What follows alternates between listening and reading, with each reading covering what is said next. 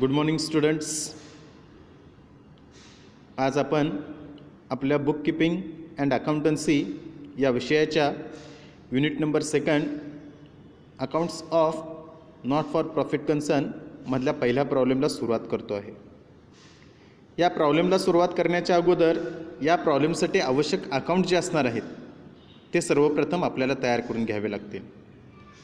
इथून पुढे नेहमी ध्यानात ठेवा, आपल्याकडे ॲडिशनली प्रॉब्लेम सोडवण्याच्या अगोदर इन्कम अँड एक्सपेंडिचर अकाउंट आणि बॅलन्स शीट असे 2 फॉर्मॅट्स तयार असायला पाहिजेत.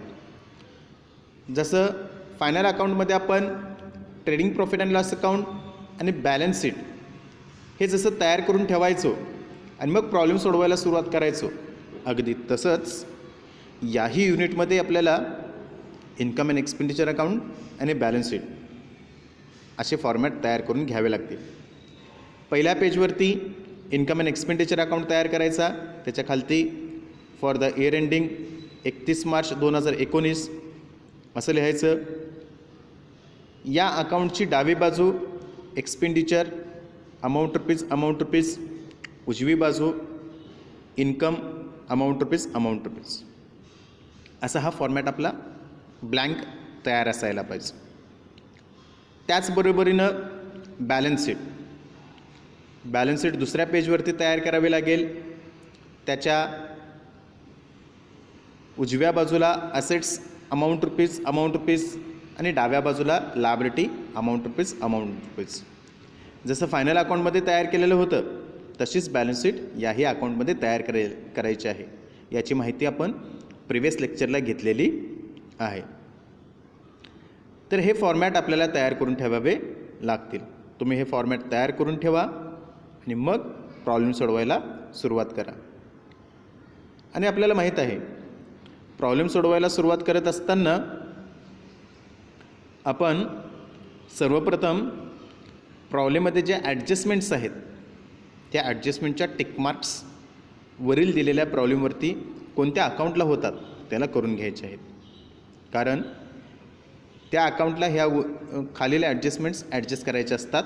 म्हणून प्रॉब्लेम सोडवण्याच्या अगोदर आपण पाहूया या ॲडजस्टमेंट जे आहे त्याचे टिकमार्क्स कोणत्या अकाउंट्सला होतात. पहिले ॲडजस्टमेंट आहे आउटस्टँडिंग रेंट वॉज ₹200. म्हणजे रेंटला आपल्याला काय करावं लागेल, टिकमार्क करून घ्यावे लागेल. तर आपल्याला काय करावं लागेल, रेंटला टिकमार्क करावे लागेल. रेंटला टिकमार्क केलेली आहे. Okay, rent. त्याच्यानंतर आहे सबस्क्रिप्शनला आपल्याला काय करायचं आहे, टिकमार्क करायचं आहे. सबस्क्रिप्शनला सुद्धा काय करा, टिकमार्क करून घ्या. त्याच्यानंतर आहे डेप्रिसिएट फर्निचरला सुद्धा काय करायचं, आपल्याला टिकमार्क करायची आहे, फर्निचर. त्याच्यानंतर आहे 50% of entrance fees should be कॅपिटलाइज्ड.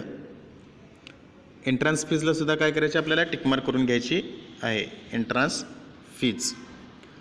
आणि त्याच्यानंतर आहे कॅपिटल फंड. याचे काय सेपरेट इफेक्ट होतात, याचं कोणत्या अकाउंटवरती काही परिणाम होत नाही.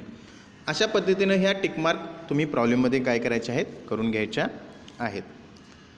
त्यानंतर आपल्याला काय करायचं आहे, प्रॉब्लेम सोडवायला सुरुवात करायची आहे.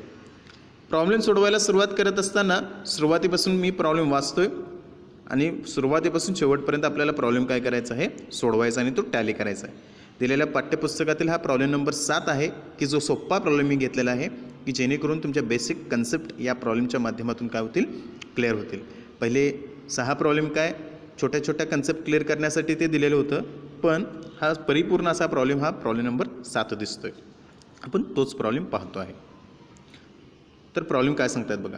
From the following receipt and payment account and additional information prepare income and expenditure account for the year ending 31 March 2019 and balance sheet as on that date. खालील दिलेल्या रिसीट अँड पेमेंट अकाउंट आणि additional इन्फॉर्मेशनवरून आपल्याला income and expenditure account आणि balance sheet तयार करायचे आहे 31 March 2019 रोजीची, की जे ऑलरेडी आपल्याकडे तयार आहे, आपली तयार झालेली आहे. त्यानुसार आपण प्रॉब्लेम सोडवायला काय करणार आहोत, सुरुवात करणार आहोत. जसं फायनल अकाउंटमध्ये ट्रायल बॅलन्स असायचा तसंच या टॉपिकमध्ये आपल्याला काय असणार आहे, रिसिट अँड पेमेंट अकाउंट असणार आहे. आता हा रिसिट अँड पेमेंट अकाउंट पाहत असताना पहिल्यांदा काय करणार आहोत, याची आपण पेमेंट बाजू पाहणार आहोत. पेमेंट बाजूला सगळ्यात सुरुवातीला काय सांगितले बघा, पेमेंट बाजूला सगळ्यात सुरुवातीला सांगितलेलं आहे सॅलरी. सॅलरीची रक्कम आपल्याला किती दिलेलं आहे बघा, हे 4,000. ओके. याचं सोल्युशनमध्ये घेत असताना इन्कम अँड एक्सपेंडिचर अकाउंटच्या एक्सपेंडिचर बाजूला सगळ्यात सुरुवातीला इथे लिहिले बघा टू सॅलरी 4,000.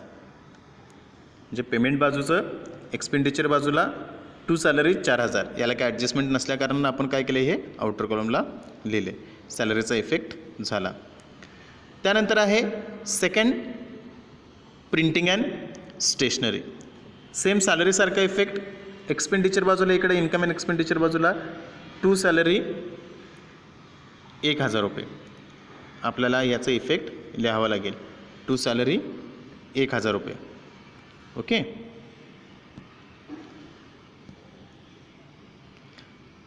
त्याच्यानंतर आपल्याला सांगितलेलं आहे बाय कमिशन. पेमेंट बाजूला एक्सपेंडिचर बाजूला त्याचं इफेक्ट टू कमिशन 500 रुपये. बरोबर. पुन्हा पेमेंट बाजूला परत काय सांगितले बघा, बाय रेंट. तुम्हीही तुमच्या प्रॉब्लेमचं सोल्युशनमध्ये लिहित असताना एक्सपेंडिचर बाजूला लिहा टू रेंट. याला ॲडजस्टमेंट आहे, मगाशी आपण टिक केलं होतं. इथं एक्सपेंडिचर बाजूला लिहिले बघा, टिक मी केलेलं आहे. टू रेंट 2,000 इनर कॉलमला, कारण त्याला ॲडजस्टमेंट आहे म्हणून. ओके. पुन्हा आहे इलेक्ट्रिसिटी चार्जेस. पेमेंट बाजूला दिसते आपल्याला electricity charges. Electricity charges expenditure बाजूला घेतले बघा टू इलेक्ट्रिसिटी चार्जेस 1,500. ओके. याच्यानंतर दिले आपल्याला काय, फर्निचर 8,000. फर्निचरचं पोस्टिंग आपल्याला माहीत आहे. फर्निचर कुठे येतं, असेट्स बाजूला येतं. मग ते असेट्स बाजूला येणारं फर्निचर आपल्याला काय करायचं आहे, आपण जी बॅलन्स शीट तयार केलेलं आहे त्याच्या असेट्स बाजूला इथे दिले बघा फर्निचर 8,000 रुपये इनर कॉलमला लिहिले, कारण त्याला ॲडजस्टमेंट आहे म्हणून. लक्षात आलं. फर्निचर. त्यानंतर प्रॉब्लेममध्ये पुन्हा काय सांगितलं बघा, बॅलन्स कॅरीड डाऊन. काय सांगितलं पुन्हा, बॅलन्स कॅरीड डाऊन.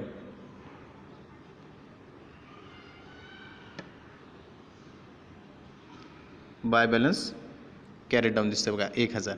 म्हणजे ही शिल्लक राहिलेली रक्कम आहे. शिल्लक राहिलेली रक्कम आपल्याला काय करायची आहे, बॅलन्स शीटच्या असेट्स बाजूला घ्यायची आहे. बॅलन्स शीटच्या असेट्स बाजूला आपण घेतले बघा इथं कॅश इन हँड 1,000 रुपये. कॅश इन हँड असेट्स बाजूला काय केलं आहे आपण, 1,000 रुपये घेतलेलं आहे. ओके. याच्यानंतर संपूर्ण पेमेंट बाजू आपली काय झालेली आहे, सोडवून झालेली आहे. आता पेमेंट बाजू संपूर्ण सोडवून झाल्यानंतर आपण रिसिट्स बाजूला येणार आहोत. रिसिट्स बाजूला सगळ्यात सुरुवातीला आपल्याला काय सांगितलं आहे बघा, रिसिट्स बाजूला आपल्याला सुरुवातीला सांगितलं आहे टू बॅलन्स ब्रॉट डाऊन.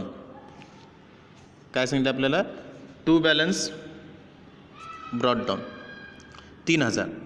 आता हा टू बॅलन्स ब्रॉट डाऊन 3,000 जो सांगितलेला आहे 3,000 तोच म्हणजे कॅपिटल फंड. सुरुवातीची शिल्लक रक्कम आहे आपल्याला, म्हणजे भांडवली निधी आहे आपला. म्हणून आपण काय करणार आहोत, याचं पोस्टिंग आपण बॅलन्स शीटच्या लायबिलिटी बाजूला कॅपिटल फंड. हे प्रत्येक प्रॉब्लेममध्ये असणार आहे कॅपिटल फंड. आपण इथे लिहिले बघा 3,000. लायबिलिटी बाजूला लिहायचं आहे, ते इनर कॉलमला लिहायचं आहे, कारण याला ॲडजस्टमेंट आपल्याला सांगितलेले आहेत म्हणून. ओके. Capital fund 3,000. त्याच्यानंतर काय सांगितलेलं आहे बघा आपल्याला, टू सबस्क्रिप्शन 5,000. To subscription 5,000. आता हे सबस्क्रिप्शन आपण कुठे घ्यायचं आहे, सबस्क्रिप्शन आपण घ्यायचं आहे इन्कम बाजूला, कारण ते आपलं उत्पन्न आहे. Bye subscription 5,000. इनर कॉलमला लिहा बाय सबस्क्रिप्शन 5,000, कारण त्याला ॲडजस्टमेंट आहे म्हणून आपण काय केलं, ते इनर कॉलमला लिहिलेलं आहे. ओके. त्याच्यानंतर पुन्हा काय सांगितलं बघा, डोनेशन रिसिट्स बाजूला दिलेलं आहे आपल्याला टू डोनेशन. ओके. रिसिट्स बाजूचं जे डोनेशन आहे 5,000 तेच आपण इन्कम बाजूला काय करणार आहोत, डोनेशन लिहिलेलं आहे बघा इकडे इन्कम बाजूला बाय डोनेशन रेव्हेन्यू आहे, म्हणजे आपलं उत्पन्न आहे ते. म्हणून डायरेक्ट आउटर कॉलमला त्याला ॲडजस्टमेंट वगैरे काही नाही आहे, म्हणून डायरेक्ट आउटर कॉलमला आपण काय केलेलं आहे, डोनेशन 5,000 रुपये लिहिलेलं आहे. ठीक आहे. त्यानंतर डोनेशन नंतर पुन्हा प्रॉब्लेममध्ये काय सांगितलं बघा, एंट्रान्स फीज म्हणजे प्रवेश फी किती रुपये सांगितलेलं आहे बघा, 4,000. हे सुद्धा आपलं उत्पन्न आहे, म्हणून इन्कम बाजूला आपण काय करणार आहोत, एंट्रान्स फीज याला ॲडजस्टमेंट आहे, मगाशी टिक केलेली होती, म्हणून काय करणार आहोत, इन्कम बाजूला एंट्रान्स फीज इनर कॉलमला 4,000 रुपये. बरोबर. Entrance fees inner कॉलमला 4,000. त्याच्यानंतर सांगितलेलं आहे लास्ट टू इंटरेस्ट. प्रॉब्लेममध्ये रिसिट्स बाजूला काय सांगितलं बघा, टू इंटरेस्ट 1,000. हे रिसिट झालं म्हणजे व्याज आपल्याला मिळालेलं आहे. मिळालेलं व्याज हे सुद्धा आपलं उत्पन्न आहे, म्हणून इन्कम बाजूला बाय इंटरेस्ट डायरेक्ट आउटर कॉलमला 1,000 रुपये, कारण त्याला ॲडजस्टमेंट वगैरे काही नाही आहे, त्यामुळे आपण काय केले, डायरेक्ट आउटर कॉलमला लिहिलेत 1,000 रुपये. अशा स्वरूपानं आपण रिसिट अँड पेमेंट अकाउंट काय केला, ट्रान्सफर करून घेतला. म्हणजे रिसिट्स बाजू संपूर्ण ट्रान्सफर करून झाली, पेमेंट बाजू संपूर्ण ट्रान्सफर करून झाली. मग आपल्याला माहीत आहे रिसिट अँड पेमेंट अकाउंट पूर्ण ट्रान्सफर करून झाल्यानंतर ॲडिशनल इन्फॉर्मेशन जी दिलेली आहे ती ॲडिशनल इन्फॉर्मेशन सोडवायला आपण काय करणार आहोत, सुरुवात करणार आहोत. मग प्रत्येक ॲडिशनल इन्फॉर्मेशनचे किती इफेक्ट्स आपल्याला घ्यावे लागतात, 2 इफेक्ट्स घ्यावे लागतात. किती, 2. त्यातली पहिली ॲडजस्टमेंट आपण पाहणार आहोत. पहिली ॲडजस्टमेंट काय सांगतायत बघा, आउटस्टँडिंग रेंट वॉज ₹200. आपल्याला आउटस्टँडिंग रेंट किती दिलेलं आहे, 200 रुपये. मग माहीत आहे आपल्याला मगाशी आपण एक्सपेंडिचर बाजूला काय केलेलं आहे, टू रेंट असं लिहिलेलं आहे बघा. म्हणजे आपण भाडं दिलं आहे 2,000, अजून 200 रुपयांचं भाडं काय करायचं आहे, आपल्याला द्यायचं आहे. मग द्यायचं आहे म्हटल्यानंतर 2,000 रुपयेमध्ये 200 रुपये काय करावे लागतील, ॲड करावे लागतील. म्हणून एक्सपेंडिचर बाजूला जे टू रेंट लिहिले आहे का त्याच्यामध्ये लिहा ॲड आउटस्टँडिंग रेंट. एक्सपेंडिचर बाजूला याचं पोस्टिंग आहे बघा, ॲड आउटस्टँडिंग रेंट, मी टिक केलेलं आहे. ॲड आउटस्टँडिंग रेंट 2,000 रुपयेमध्ये 200 रुपये ॲड केल्यानंतर याचा रिझल्ट आउटरला जाईल 2,200. याचा रिझल्ट आउटरला जाईल 2,200. आता आपल्या संघटनेने 200 रुपयांचं भाडं अजून दिलेलं नाही आहे, ते ॲड केलं. मग हे 200 रुपयांचा सेकंड इफेक्ट, हे भाडं आपल्याला द्यावं लागणार आहे. देणं म्हणजे लायबिलिटी, म्हणून लायबिलिटी बाजूला लिहिलेलं आहे बघा आउटस्टँडिंग रेंट, टिक केले बघा मी. आउटस्टँडिंग रेंट 200 रुपये, लायबिलिटी बाजूला याचं पोस्टिंग करून घ्या, आउटस्टँडिंग रेंट 200 रुपये. ओके. अशा पद्धतीनं ही पहिल्या ॲडजस्टमेंटचे 2 इफेक्ट्स आपले झालेले आहेत. आणि मी तुम्हाला सांगितलं आहे प्रत्येक ॲडजस्टमेंटचे 2 इफेक्ट्स झाल्याशिवाय पुढच्या ॲडजस्टमेंटकडे जायचं नाही. पहिल्या ॲडजस्टमेंटचे 2 इफेक्ट्स आपले झालेले आहेत. आता दुसरे ॲडजस्टमेंट काय सांगतायत बघा, subscription included ₹1,000 as A subscription received in advance. बघा आपल्याला जे सबस्क्रिप्शन मिळालेलं आहे त्या सबस्क्रिप्शनमध्ये इन्क्लूड आहेत 1,000 रुपये as subscription received in advance. म्हणजे आपल्याला या वर्षीची जी वर्गणी मिळालेली आहे त्या वर्गणीमध्ये 1,000 रुपये असे वर्गणीचे समाविष्ट आहेत की जे पुढच्या वर्षीचं यावर्षी मिळालं. मग मी पाठीमागच्या लेक्चरमध्ये तुम्हाला सांगितलेलं होतं या वर्षीचं आपण इन्कम अँड एक्सपेंडिचर अकाउंट तयार करत असताना याच वर्षीचं इन्कम आणि याच वर्षीचं एक्सपेंडिचर आपल्याला काय करायचं आहे, गृहीत धरायचं आहे. पुढच्या वर्षाचं आणि पाठीमागच्या वर्षाचं या वर्षीचं अकाउंट तयार करत असताना गृहीत धरणार नाही, ॲडव्हान्समध्ये मिळालं आपल्याला ते. मग या वर्षाच्या उत्पन्नामध्ये ते उत्पन्न घेता येईल का आपल्याला, बिलकुल नाही, कारण या वर्षीचंच उत्पन्नाचा अकाउंट आपण तयार करतोय. म्हणून या वर्षीचं जे मिळालेले वर्गणीची रक्कम 1,000 रुपयांची जी आहे त्या वर्गणीच्या रकमेमधनं ही 1,000 रुपयांची रक्कम पुढच्या वर्षाची काय करणार आहोत, वजा करणार आहोत. म्हणून आपण ऑलरेडी इन्कम बाजूला बाय सबस्क्रिप्शन लिहिले बघा, त्याच्यामधनं काय करणार आहोत, लेस सबस्क्रिप्शन रिसिव्ड इन ॲडव्हान्स. लिहिले बघा, लेस सबस्क्रिप्शन रिसिव्ड इन ॲडव्हान्स 5,000मधनं 1,000 रुपये वजा झाले असता इन्नरला रक्कम किती येईल 4,000. म्हणजे यावर्षी आम्हाला किती वर्गणी मिळालेले आहे 4,000. आता पुढच्या वर्षाचे पैसे आपल्याला यावर्षी मिळाले आहेत, लक्षात येते का बघा. पुढच्या वर्षाचे पैसे आपल्याला यावर्षी मिळालेले आहेत म्हणून मिळालेल्या रकमेतनं ते 1,000 रुपये वजा केले. म्हणजे ते 1,000 रुपये आपले आहेत का हो? नाही, आपले नाहीत. म्हणजे दुसरे कोणाचे तरी आहेत की जे आपल्याकडं मिळालेले आहेत, आपल्याला अगोदर रिसिव्ह झालेले आहेत. आपले नाहीत म्हणजे आपल्याला ते काय करावं लागणार आहे, द्यावं लागणार आहे. देणं म्हणजे लायबिलिटी. यावर्षी आपल्याला ते 1,000 रुपये देणं आहे, देणं म्हणून लायबिलिटी. बॅलन्स शीटच्या लायबिलिटी बाजूला लिहिले बघा आपण इथं सबस्क्रिप्शन रिसिव्ड इन ॲडव्हान्स 1,000 रुपये. सबस्क्रिप्शन रिसिव्ड इन ॲडव्हान्स 1,000 रुपये. लायबिलिटी बाजूला याचं पोस्टिंग करून घ्या, सबस्क्रिप्शन रिसिव्ड इन ॲडव्हान्स 1,000 रुपये. लक्षात आलं. त्याच्यानंतर त्याला जोडून पुढची ॲडजस्टमेंट आहे. And subscription outstanding for current year was ₹500. याचा अर्थ असा की या वर्षीची जी वर्गणी आहे त्या वर्गणीपैकी 500 रुपयांची वर्गणी अजून येणं आहे. 500 रुपयांची वर्गणी अजून काय आहे, येणं आहे. एखादा सभासद आपला असेल की त्या सभासदानं अजूनही 500 रुपये आपल्याला दिलेलं नाही आहे, पण वर्षाअखेरपर्यंत आपल्याला त्याच्याकडं ते 500 रुपये काय करायचे आहेत, वसूल करायचे आहेत. म्हणून आपल्याकडे जे आत्तापर्यंत रिसिव्ह झालेली वर्गणी आहे त्याच्यामध्ये हे 500 रुपये आपल्याला काय करायला लागतील, ॲड करायला लागतील. म्हणून आपण काय केले बघा, त्या इन्कम बाजूला सबस्क्रिप्शन 4,000 रुपये जे आहेत, अजून 500 रुपये मिळणार आहेत. म्हणून ॲड आउटस्टँडिंग सबस्क्रिप्शन 500 रुपये. ॲड आउटस्टँडिंग सबस्क्रिप्शन काय केलं, 500 रुपये. म्हणजे हे 500 रुपयांचं सबस्क्रिप्शन आपल्याला मिळणार आहे. आणि याचा रिझल्ट आउटर कॉलमला 4,500 असा घेतला. ओके.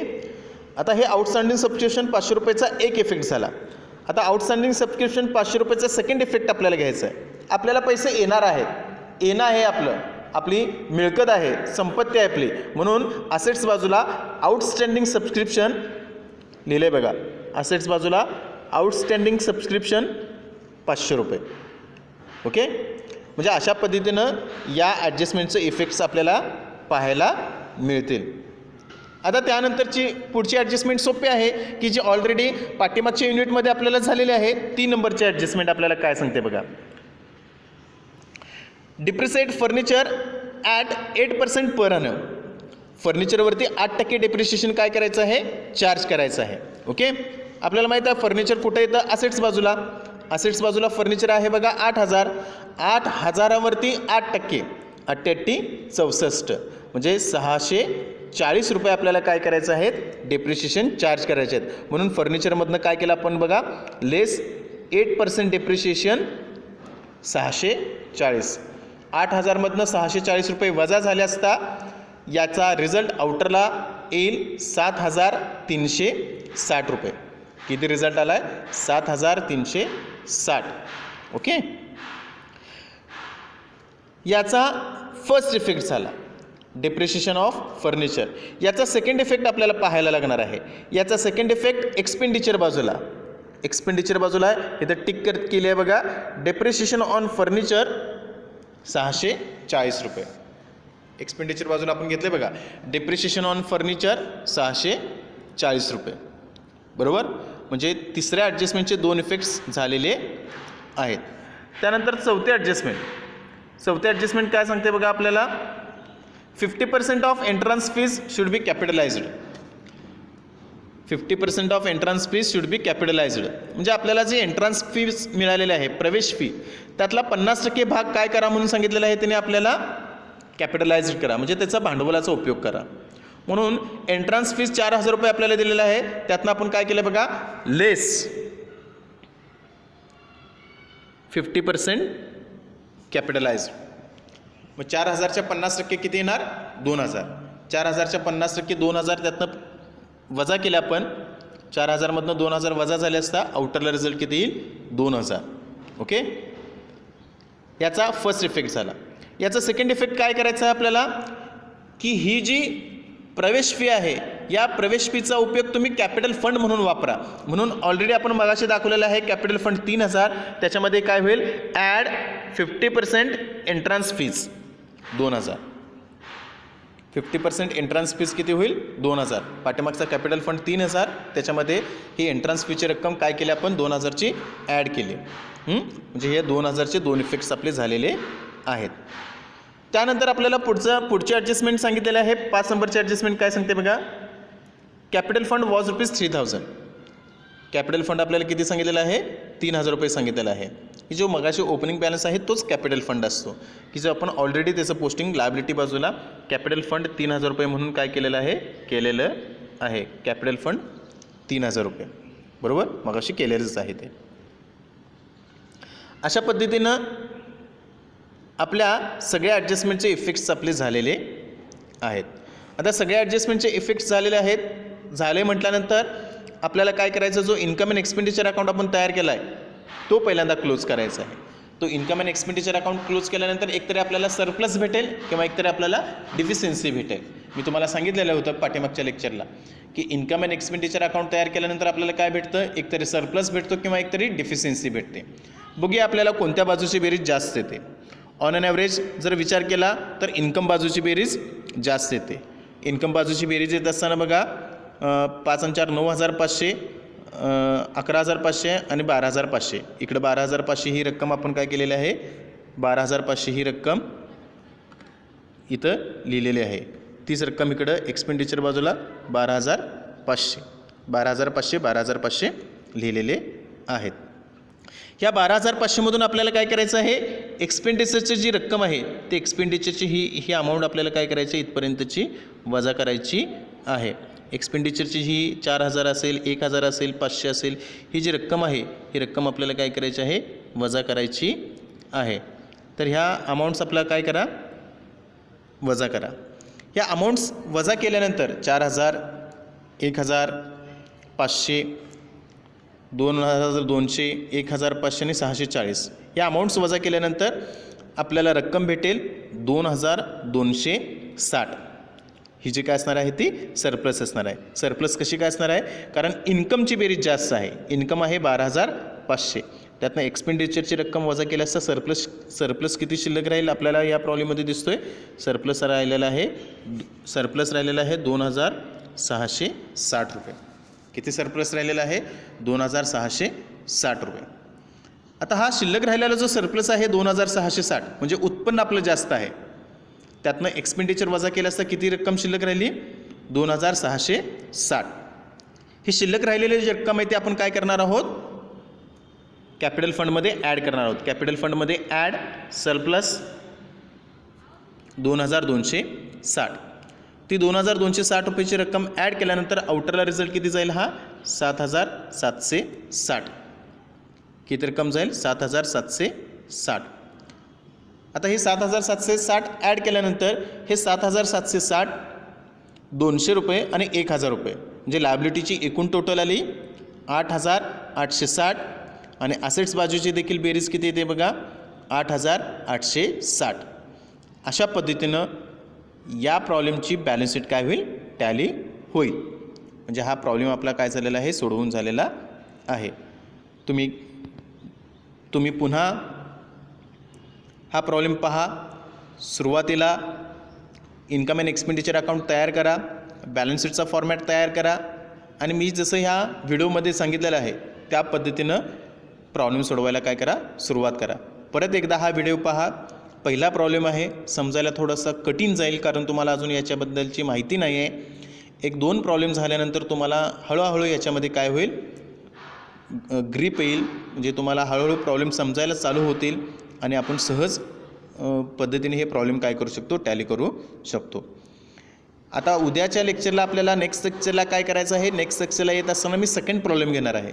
तो सेकंड प्रॉब्लेम घेत असताना सुरुवातीलाच तुमचा इन्कम अँड एक्सपेंडिचर अकाउंट आणि बॅलन्स शीटचा ब्लँक फॉर्मॅट तयार असायला पाहिजे. तो फॉर्मॅट ब्लँक तयार करून ठेवा आणि त्यानंतर नेक्स्ट लेक्चरला आपण सेकंड प्रॉब्लेम काय करणार आहोत पाहणार आहोत. आणि मी सांगतो त्या पद्धतीनं व्हिडिओमध्ये मी जसे सांगेन पोस्टिंग करायला त्या पद्धतीनं तुम्ही पोस्टिंग करत जायचं आहे आणि प्रॉब्लेम काय करायचा आहे टॅली करायचा आहे. आज आपण या ठिकाणी इथंच थांबतो आहे. जर कोणाला काही शंका असतील तर तुम्ही मला विचारू शकता. पुढं परत भेटणार आहोत नेक्स्ट लेक्चरला सेकंड प्रॉब्लेमच्या माध्यमातून. दिलेल्या सूचनांचं पालन करून पुढच्या आठवड्यात आपण भेटणार आहोत. तोपर्यंत आपण थांबतोय. धन्यवाद.